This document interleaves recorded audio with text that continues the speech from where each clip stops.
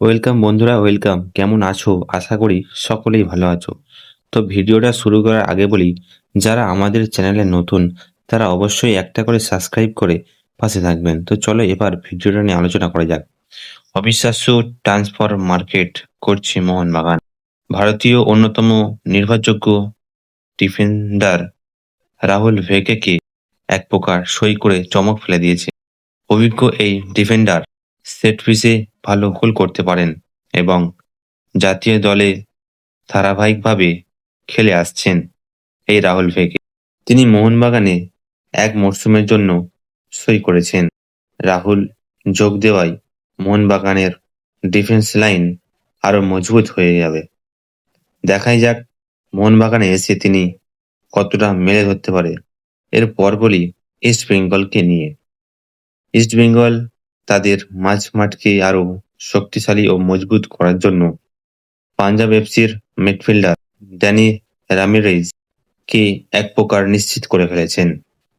তিনি গত মরশুমে ভালো খেলেছিলেন পাঞ্জাব এফসির হয়ে।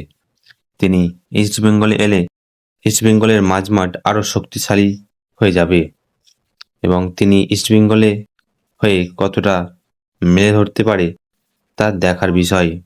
আশা করব ইস্ট বেঙ্গলের হয়ে তিনি ভালো পারফরমেন্স করবেন। এরপর বলি মিগুয়েল ফিগুয়েরাকে নিয়ে। তিনি ইস্ট বেঙ্গলকে ইতিমধ্যেই গুড বাই জানিয়ে দিয়েছে। শোনা যাচ্ছে মোহনবাগানে 99% কনফার্ম হয়ে গেছে। মোহনবাগানে যোগ দেওয়া শুধু সময়ের অপেক্ষা। আগামী কয়েক দিনের মধ্যেই অফিসিয়ালি ঘোষণা হয়ে যাবে 3+1 বছরের চুক্তিতে সই করতে চলেছে এই মিডফিল্ডার মিগুয়েল ফিগুয়েরা। তিনি সেন্ট্রাল মিডফিল্ডার এর পাশাপাশি অ্যাটাকিং মিডফিল্ডারেও খেলতে পারেন। এই 26 বয়সী মিডফিল্ডার তিনি মোহনবাগানে যোগ দেওয়ায় মোহনবাগানের মাঝমাঠ আরও শক্তিশালী হয়ে পড়েছে। গত মরশুমে যে সমস্যাটি দেখা দিচ্ছিল তা আর হয়তো দেখা যাবে না এবং বল পজিশন এবং থ্রু পাস দুরন্ত দেখা দিতে পারে এই মিগুয়েলের কাছ থেকে। তো এই মিগুয়েল ফিগুয়েরা মোহনবাগানে এসে কতটা মানিয়ে নিতে পারে নিজেকে তা দেখার বিষয়।